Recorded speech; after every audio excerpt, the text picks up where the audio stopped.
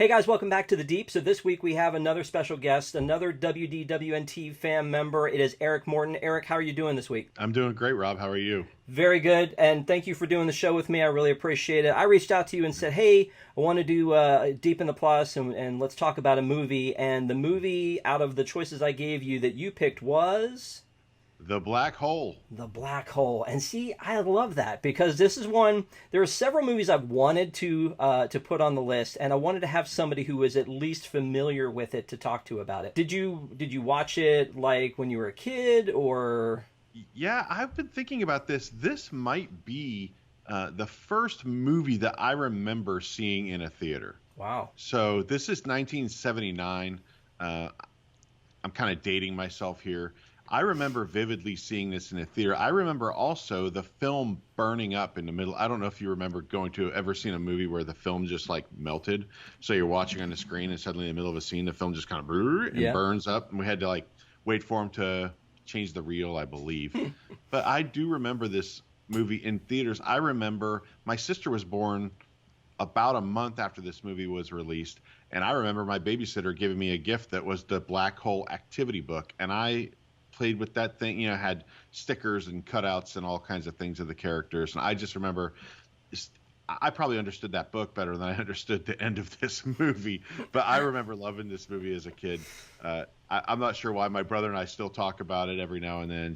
I think there's like some iconic memories of different characters and things in the film that we can probably get into. Yeah, and you know what? There are a lot of movies in this time period, and I was thinking about this. There was the golden age of Disney, which was when Walt was there, and all the movies that came out when he was there, the classics that we all enjoy. And then after he passed away in '66, then there were some others that came along after that he had still been working on. But in the '70s, we were in a space where they were kind of flying blind a little bit without their leader, and I think there were a lot of movies that probably were not as well hyped. It could have been the culture at the time. It could have been people were over Disney at that moment.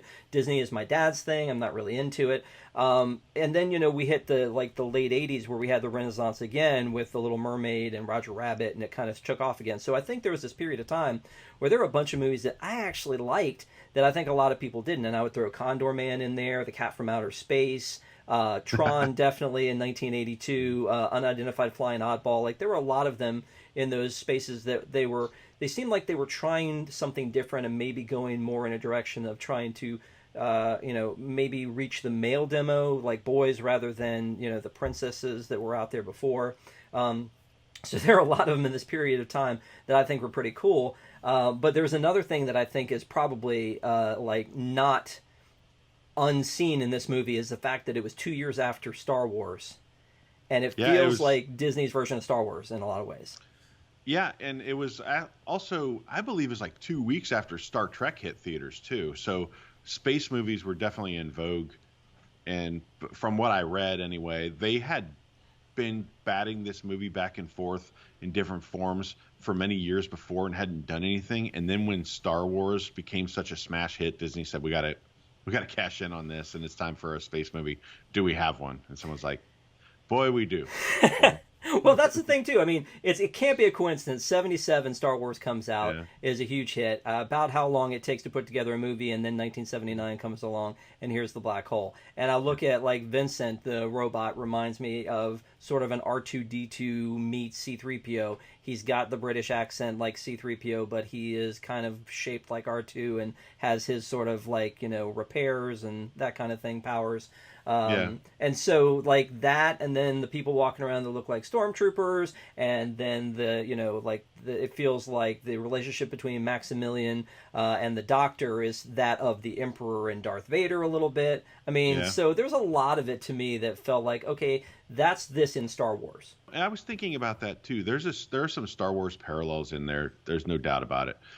But they also have these robed figures with their faces covered that you end up seeing in Star Wars. And I'm not sure those were in A New Hope. Maybe this movie, maybe Star Wars borrowed from this movie when you get to those figures. I don't really know. When they had the kind of guys in the robes that are in the Emperor's throne room. Yeah. I forget what they called, Red Guard or whatever. Royal Guard. Royal Guard. Yeah. So I don't know. I don't know if they I mean, there's only so much you could do. I'm not suggesting that George Lucas stole that idea from them when they stole the other ideas from him, but it's possible. Well, and they may not have even stolen the ideas, but I think part of it for me too is while I'm looking back on this and trying to figure out as a kid what did I love about this movie, I think it was just another opportunity to see a space battle Star Wars type movie. Yeah. It has the lasers and it's an actual. The story itself is actually very intriguing. That they come across this ship. They don't really know much about it. They go on. They don't know if they're welcome or they're not. They meet up with the scientists. They kind of start to share stories, and then things don't start to check out. And I mean, it's sort of a space mystery in a lot of ways, more so than I think Star Wars was. So to me, I feel like maybe there might have been even more of a story to this one. Is that a hot take? No, I think you're right. I think the criticism of this movie has maybe been the ending is a little bit bizarre or not well thought out. But I think as a film, the way it's structured, I agree with you. It has an interesting setup, and then there are it kind of goes towards maybe a predictable decline into madness along with the Dr. Reinhardt. Right. So I don't know. I think you're probably right there. And the other thing about this is, as I'm watching it in the beginning, and I feel like it's a movie that gets panned a lot. I think Tron, the original movie, and I don't know if you're a fan or not. Are you? Yeah. I'm more of a fan of the Tron. I have more memories of the Tron video game, like the stand-up arcade game as a kid, than I do of the actual movie. I was into light cycles because I thought they were cool, but I don't know that I was really aware of the really plot of Tron, as a kid, until maybe later in life when I watched it again. Well, I like Tron a lot, and as I'm watching, that movie, I still wouldn't necessarily recommend Tron to somebody, and so I feel like it gets panned a lot, but at the time it was groundbreaking, and so I'm looking at this movie thinking that I feel like this one gets panned some too, and I actually feel like that Disney sort of disowned this one for a while. It was a movie that if you wanted it on DVD, you got it from Anchor Bay Entertainment, and then it didn't even have the Disney name on it. This one was released as Disney, and then they just kind of took the name off it for a little while, and then they put the name back on it. So I definitely think that it feels like, to me, an important Disney movie because it was sort of like that first big space movie. And it did have some things that forwarded technology as far as computer-driven camera angles. Yeah. And the effects I thought were pretty good. So when I'm watching this, though, and I'm thinking, oh, this acting is pretty good and the story's pretty good, and even the effects seem pretty good between Vincent and the weightlessness and all that stuff. And then something hit me as I'm watching it. There's a moment where Robert Forster's character says, oh, we can't get in touch with Vincent. Kate, can you use your ESP to talk to him? Yeah. And I was like, oh, wait, what? I don't remember this part of it. This feels really bad. And then she kind of looks off wistfully, and there's this weird music, and then they show Vincent, and she's talking to him. They kind of lost me a little bit on that one, and I was thinking, okay, maybe there is some reason to flame this movie after all. Yeah, and the thing about the ESP, at first I was like, well, that's really bizarre. And then I thought, well, technologically speaking, maybe, they have giant spaceships. Maybe it's more like a wireless communication, chip or some kind of technology. But in any case, they kind of break a rule like of Chekhov's gun, like, if you see a gun, someone's going to use it. So she has the ESP, they go into this, but they really barely use it the rest of the movie. It's really kind of like, oh, he says we need to get back to the ship, and that's pretty much it. It's not like the ESP becomes a big central figure in the plot. It's just kind of something they do because they thought it was cool, and they immediately cast it aside. But it just seemed like out of nowhere. We're pretending like this is a real mission, and we're doing things, and there's weightlessness, and there's back and forth, and it starts to turn, and it's like, hey, Kate, will you reach out to the robot with your mind powers and tell him that we need such and such? It just seemed to stop me in the middle of it for just that part. But the rest of it, I think the acting is pretty good. You have, Robert Forster, who was nominated for an Oscar, and Jackie Brown. Yeah. Right. You have Maximilian Schell, who won Best Actor in Judgment at Nuremberg. You have Anthony Perkins, who everybody knows from Psycho. You have Ernest Borgnine, who won an Oscar for Marty. I mean, there's some credibility on there. Even the other players have been nominated for Golden Globes and things like that. I mean, Disney brought in the star power for this. They also had Peter Ellenshaw, and they had John Barry. That's for the score. That's 5 Oscars for John Barry. Yeah. And in addition to him writing all the James Bond music that everybody knows. So I mean, they pulled out all the stops for this. They spent a lot of money to make this, and I think it starts out strong, right? The science looks pretty strong early on, the way they're kind of floating around and the zero gravity of space, and then the science seems to get a little bit less and less important. Even though they're visiting a scientist, they're just kind of like, this whole thing has gravity, so we're good. There's no, right. Just an easy way to kind of suspend disbelief. And there's this, I've been, because of SpaceX recently, watching a lot of stuff about the International Space Station and how they live in space and what they do, and it's terrifying even to look at how claustrophobic things are and how lonely you must feel, and how and these are small, cramped, very utilitarian spaces where with very small windows here and there. And now you go to this spaceship here that they're on, and has huge amounts of open, wasted space. The whole thing is made of windows and atriums everywhere. He's got like a dining room out of like the Vanderbilt mansion. It's just kind of, it gets a little bit more and more bizarre. I realize the guy's a brilliant scientist and he's created a lot of these things, but it gets a little harder and harder to kind of believe scientifically. I'm not a scientist, by the way. Just oh, you're not. You're like, disclaimer, I'm not a scientist. Well, and that kind of feels like their Death Star too. Like the Death Star seems to be a piece of machinery that doesn't seem to be built for performance. This is sort of the same thing here. Like, why would you have to go out of your way to build the Death Star the way you did? I don't know. The robots. Let me talk about them for a second. Love the robots. Yeah, so Vincent was always one of my favorites and one of my favorite memories of this movie. And then Bob, like poor old broken down Bob. So both of those are played by Roddy McDowall and Slim Pickens. And it's interesting to me that they are not credited in the original movie as voicing this. And Vincent is such a big role in this movie, and Roddy McDowall is such a big actor that I feel like it should have been like on the poster that he was the voice. And Slim Pickens was huge in the Western world. He was in Apple Dumpling Gang, and at that point he seemed like he was like Western royalty because of how many Westerns he was in. So the fact that he plays old Bob and he's like, this like tin can roaming around space was kind of cool, I thought. And then it always strikes me as weird, and I was confused about this as a kid. Maximilian Schell plays the Doctor, but his robot's name is Maximilian. Like, with 2 L's. Like, do you pull that out of midair? I mean, like, must they have gone? Like, his contract writer says, "Look, I'm willing to do your movie. You just need to name the big red robot after me, and I'll sign." I mean, what? Like, it just seems so weird that would. I need to know if there was a story there.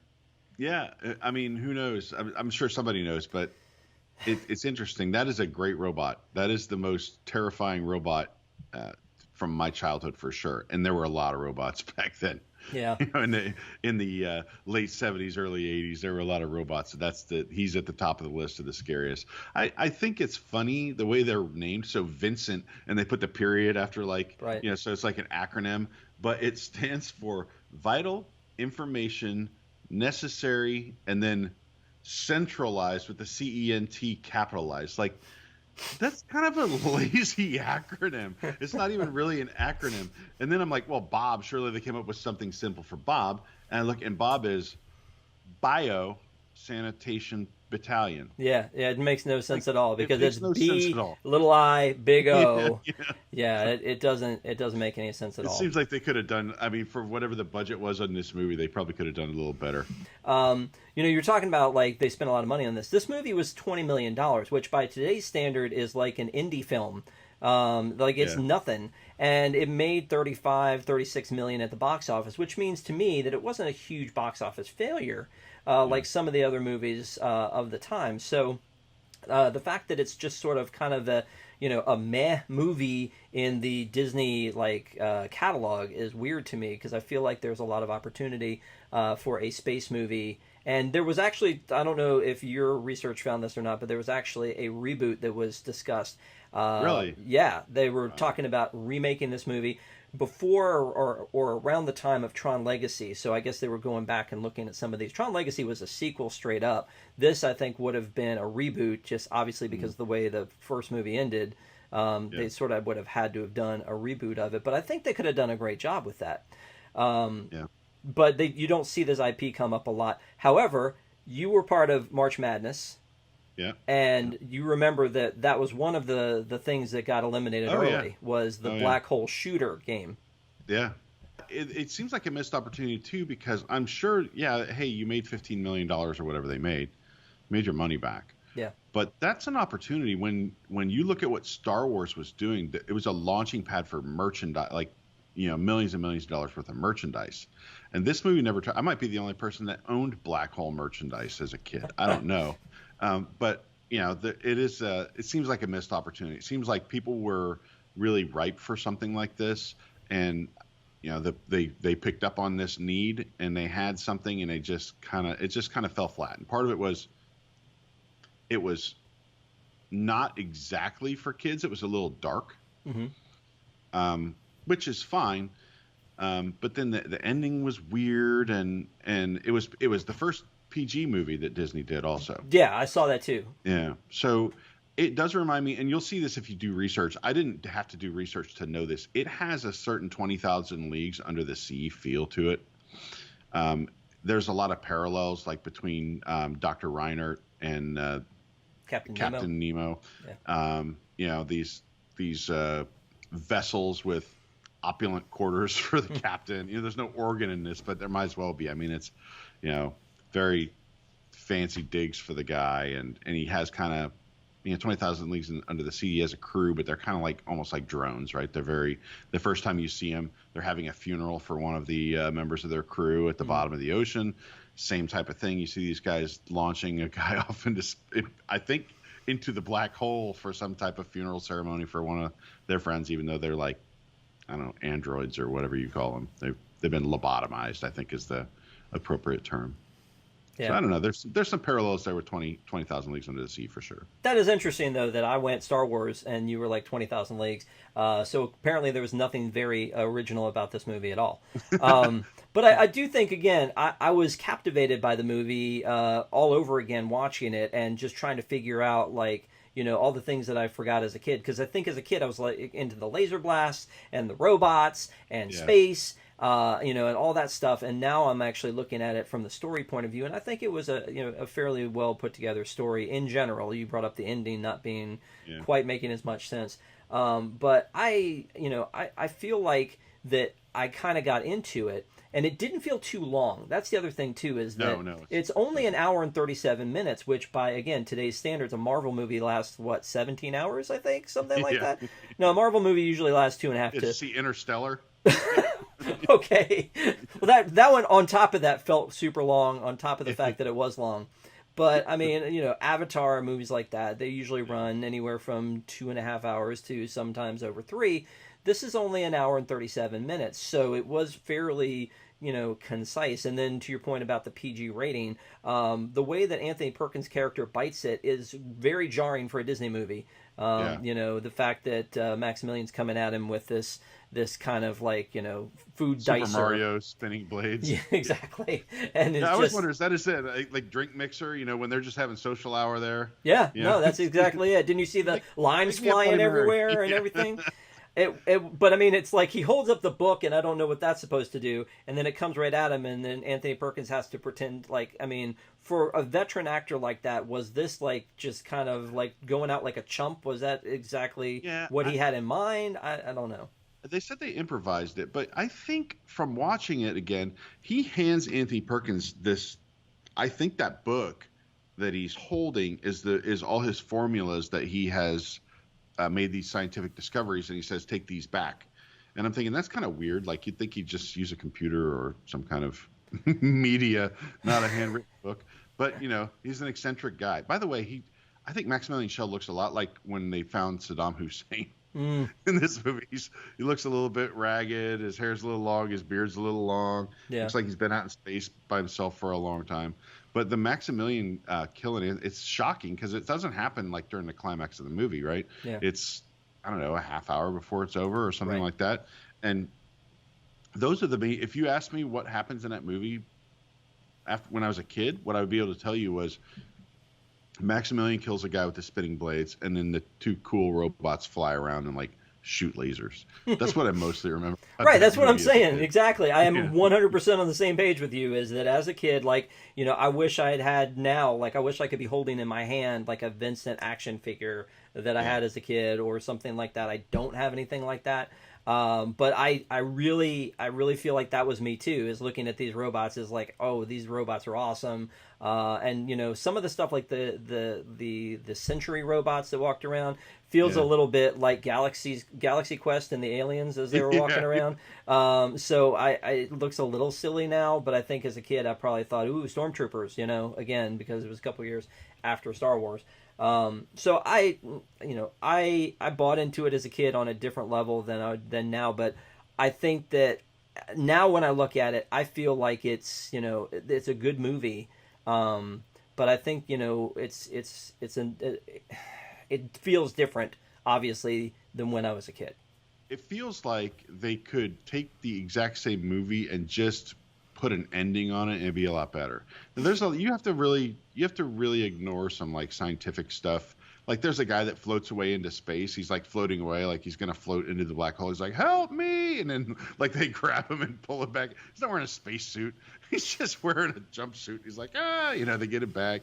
There's a part where basically there's like the garden where he grows all the food, his agricultural area.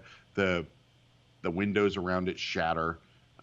Wind is blowing, and nobody's getting sucked into space. Everyone can breathe and talk and yell. There's a little weird. There's a place even like in one of the long hallways where there's just like tarps blowing in the wind, and you're like, are those tarps all that's between them and space? I'm not sure what's happening here. And the other thing is, I was really disappointed in Ernest Borgnine's performance. For a guy that won an Oscar, it seems like he phoned this one in.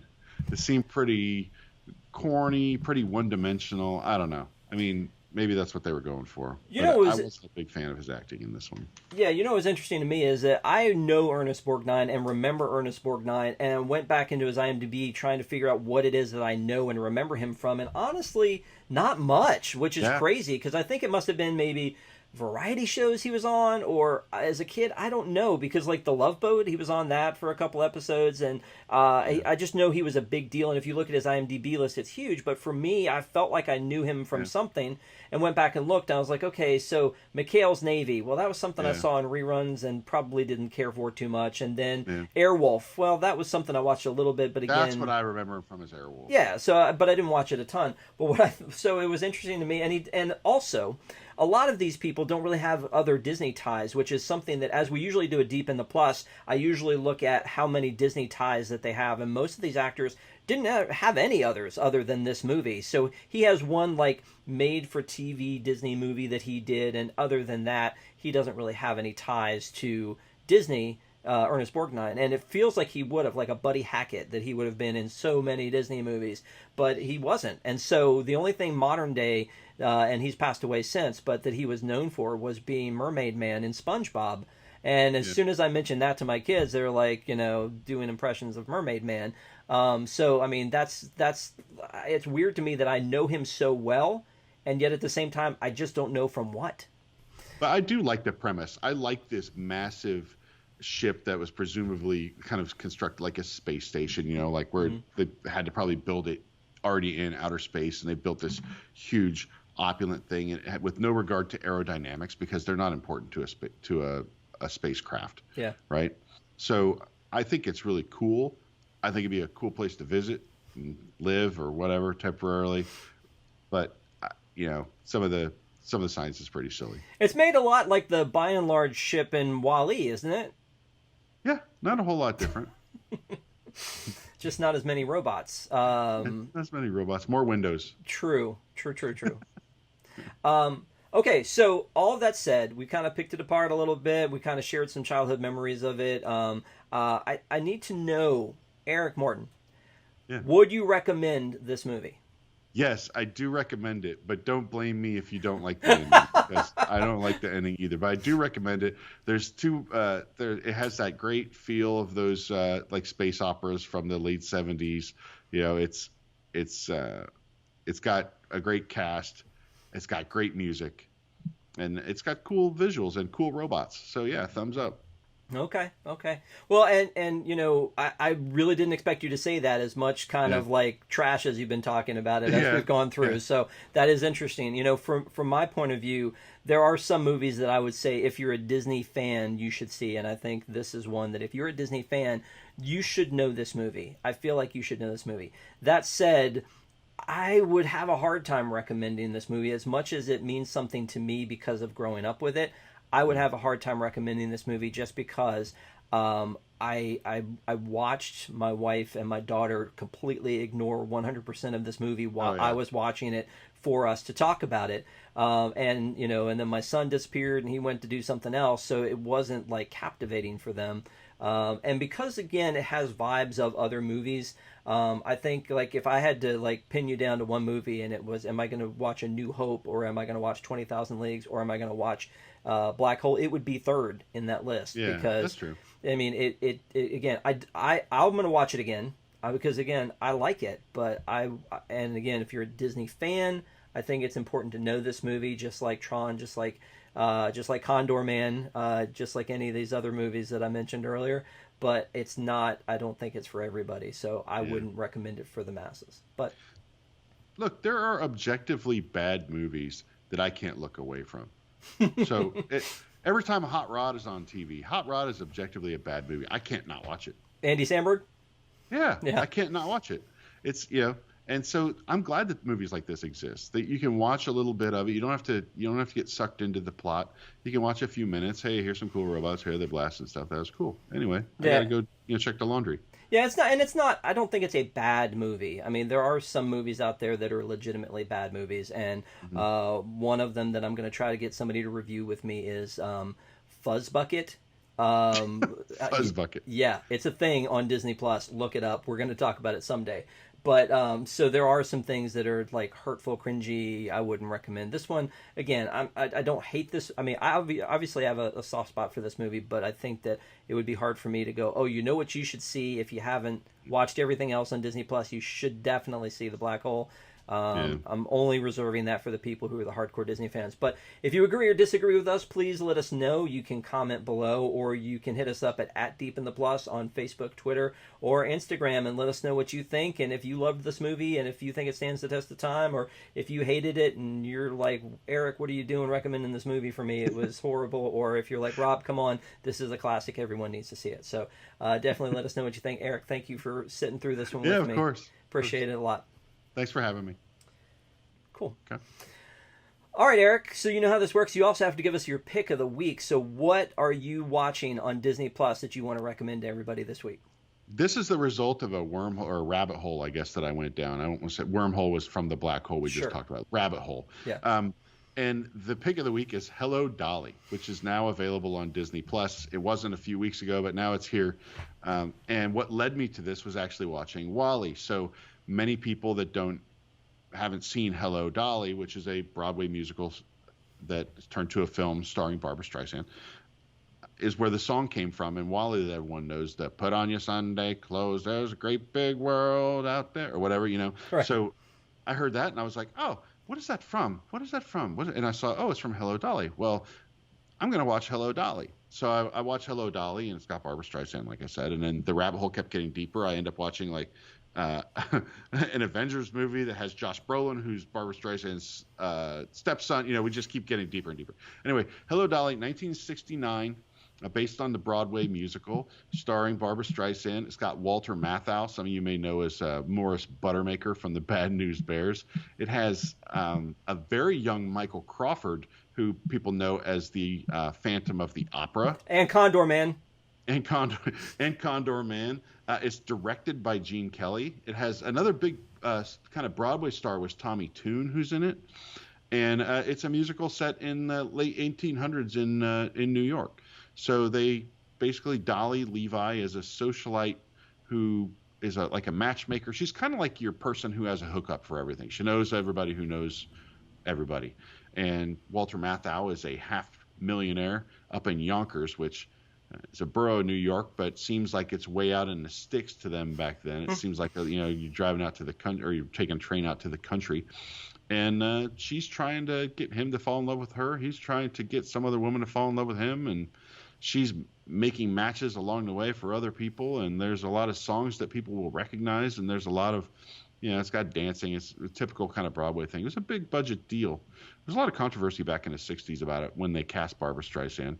And I guess Carol Channing kind of had become synonymous with being Dolly for years and years and years on stage. And she was upset that they cast this young Barbra Streisand, and Barbra Streisand didn't get along with Walter Matthau, and I don't think either of them got along with Gene Kelly. It's just a lot. There's just a lot of intrigue around how the movie was made. It's got great singing, great dancing, and it's a fun story, and I do recommend it.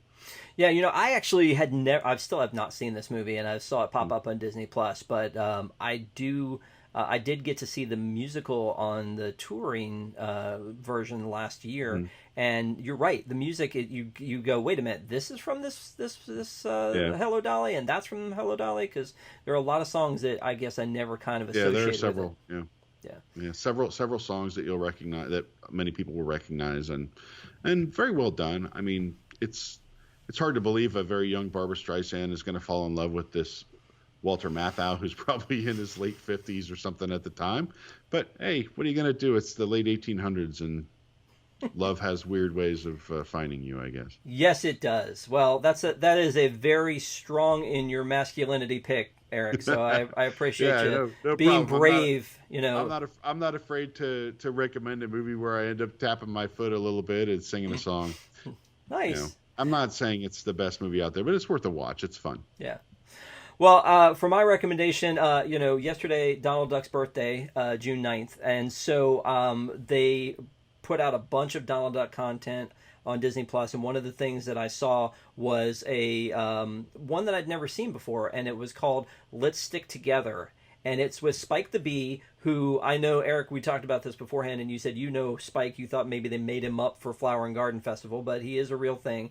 So in this one, he plays an old man, and he's actually talking, which he wasn't. I mean, he's a bee, and he usually just buzzes. But in this one, he is an old man in a rocking chair with a beard, and he's talking about the good old days with Donald and how they got started, and so it's kind of a flashback thing to back in the day when he and Donald used to be partners, and he would help him to pick up trash, and then Donald would get other ideas about going to like a carnival and selling balloons, and then Spike would go pop them all, and then he'd sell more of them. And basically it was just about how Spike unwittingly helped Donald scam everyone, and then eventually Spike falls in love and then leaves Donald high and dry. And so so they kind of break up, and in the end they sort of get back together. I don't think there's too much of a spoiler to this. I think you'll still enjoy watching it.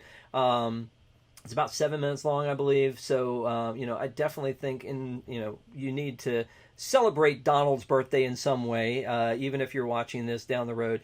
The duck deserves a little bit of love. So definitely I would recommend Let's Stick Together. You should definitely watch it. I'm really jealous of that Magic Band, by the way, because the parks were closed and I never got a chance to go down and get that annual pass holder Magic Band. So congratulations to you on that one.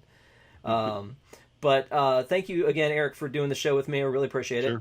And again, make sure to hit us up at Deep in the Plus on Facebook, Twitter, and Instagram, and let us know what you think and what other shows and movies you'd like to see us go Deep in the Plus on. So thanks a lot. Have a great week, and thanks for watching. Thanks, guys.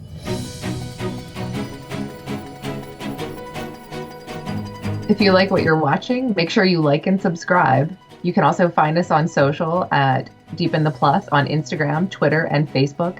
And if you're a Disney Parks fan, don't forget to catch me and Rob on Park Center Wednesday nights at 9 p.m. on WDWNT.com.